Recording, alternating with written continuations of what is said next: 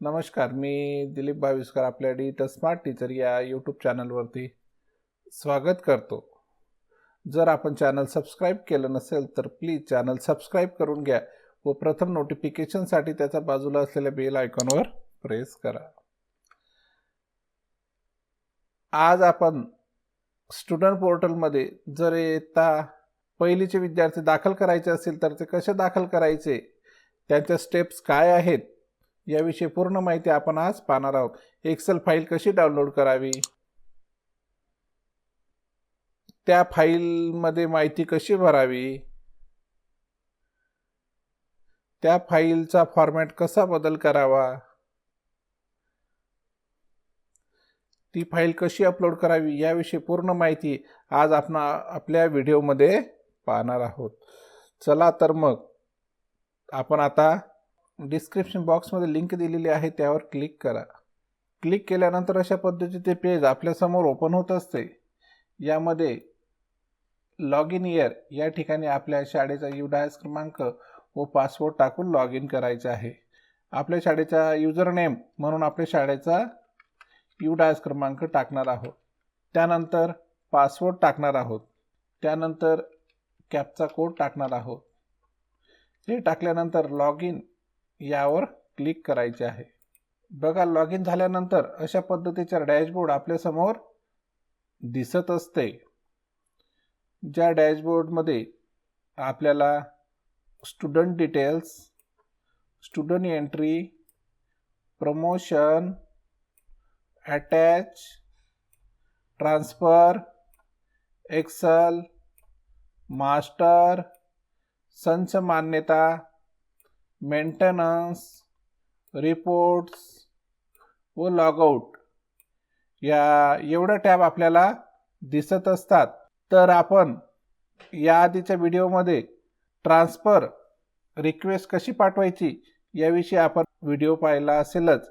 जर पाहिला नसेल डिस्क्रिप्शन बॉक्समध्ये लिंक दिलेली आहे. ट्रान्सफर पोर्टलमध्ये आपण या आधीच एक व्हिडिओ तयार केलेला आहे. तर विद्यार्थ्याची रिक्वेस्ट कशी पाठवायची जर तो आपण पाहिला नसेल तर प्लेलिस्ट आहे, त्या प्लेलिस्टमध्ये आपण सर्व एक व्हिडिओ पाहू शकतो. तर आपण आज एक्सेलमध्ये आपण इयत्ता पहिलीचे विद्यार्थ्यांना दाखल करायचे आहेत.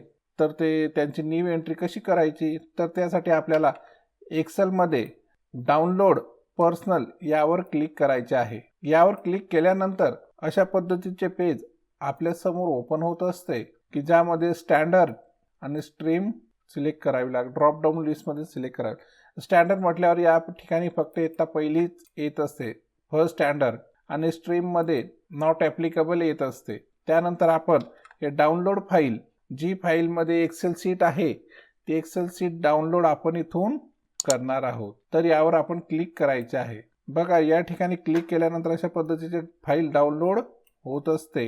बघा, ती फाईल डाउनलोड झाल्यानंतर आपण ती फाईल डेस्कटॉपवरती सेव्ह करून घ्यायची आहे.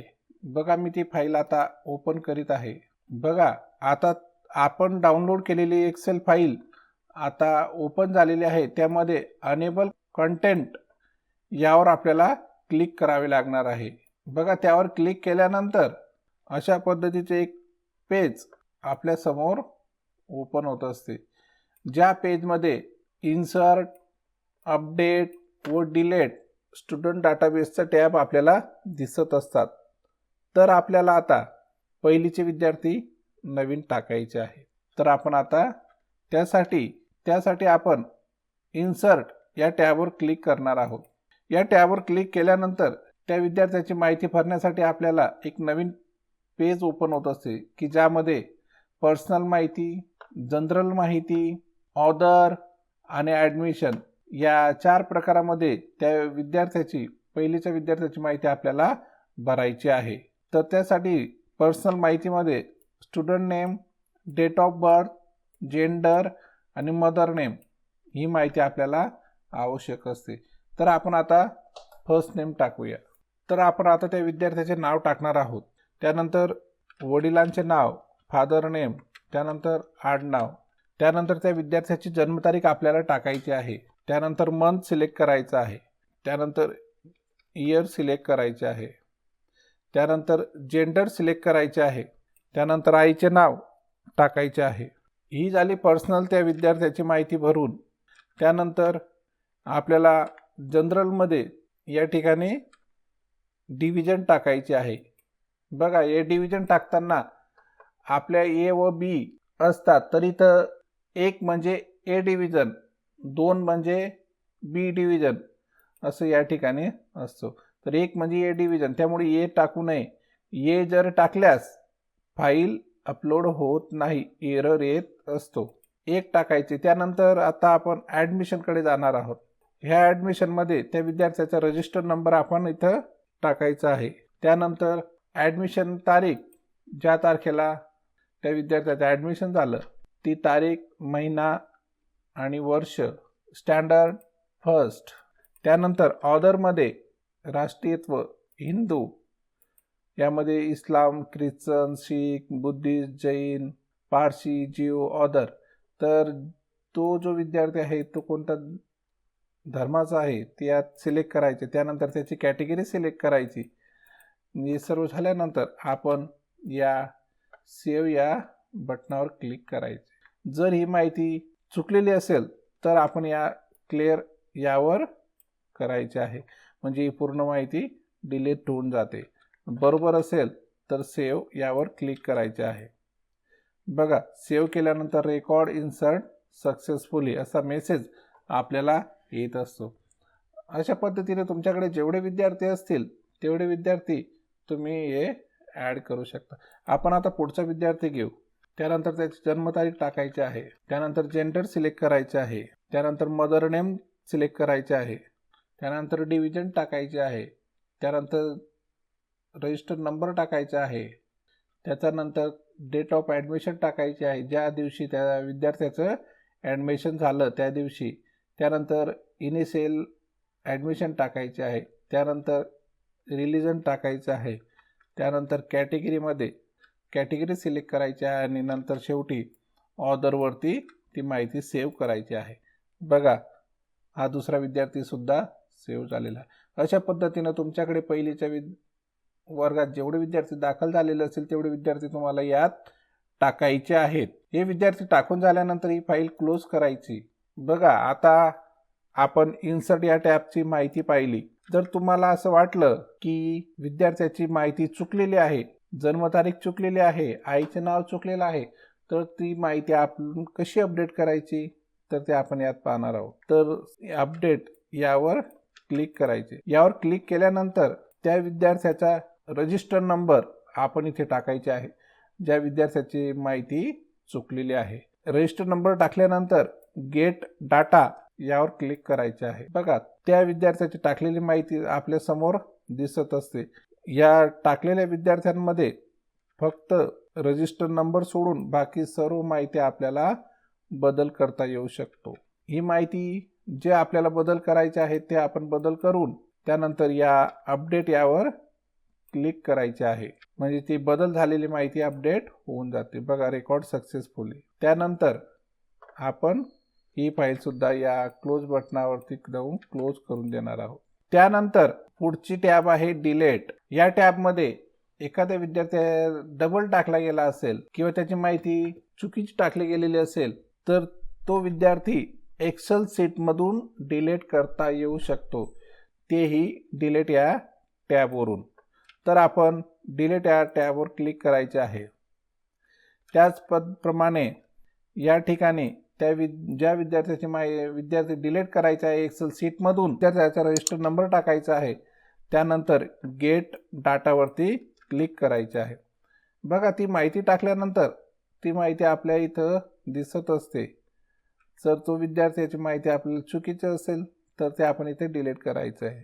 तर डिलीटवर आपण आता क्लिक करणार आहोत, म्हणजे तो विद्यार्थी डिलीट होऊन जाईल.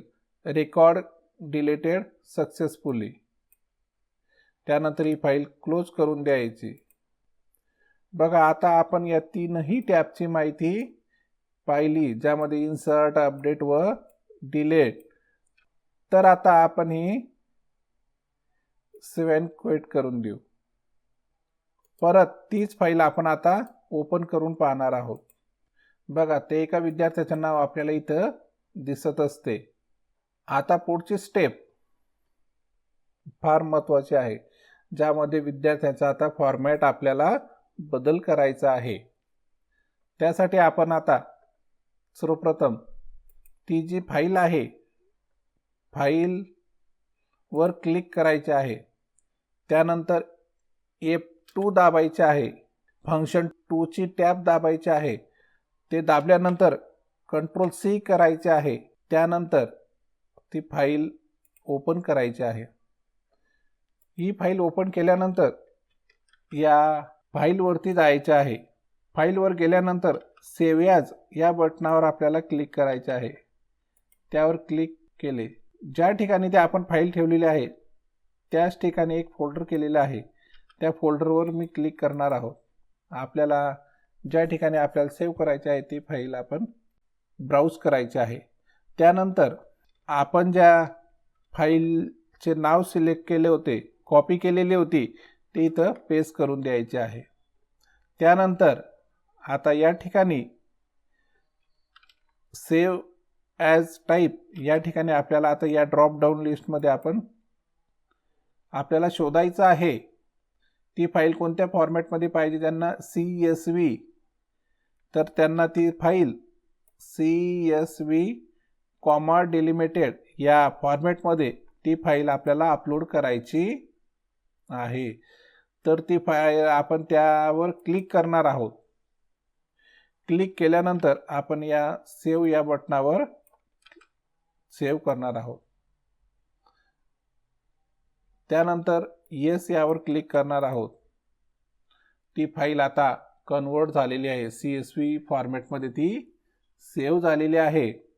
तर आपण आता या फाईलला बंद करून द्यायचे आहे.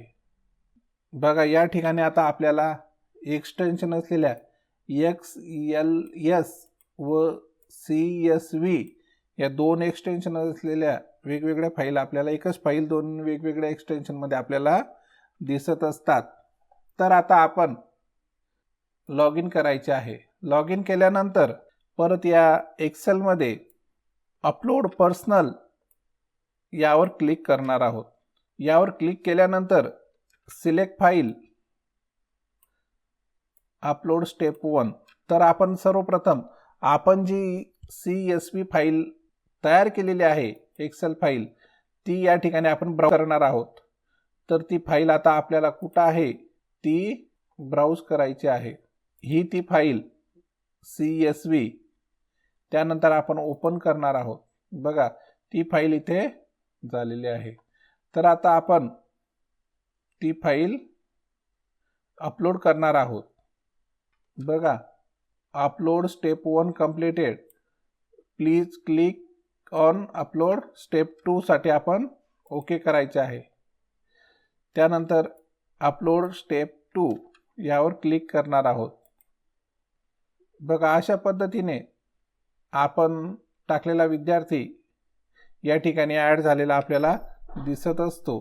अशा पद्धतीने आपल्याला आता पहिलीचे विद्यार्थी आपल्याला ऑनलाईनमध्ये ॲड करता येऊ शकतो. जर आपल्याला व्हिडिओ आवडला असेल तर प्लीज लाईक, शेअर व सबस्क्राईब करायला विसरू नका. जर काही अडचण असेल डिस्क्रिप्शन बॉक्समध्ये टेलिग्रामचा ग्रुप आहे, त्यावर जॉईन झाल्यावर आपण आपल्या प्रश्न विचारू शकतात. धन्यवाद.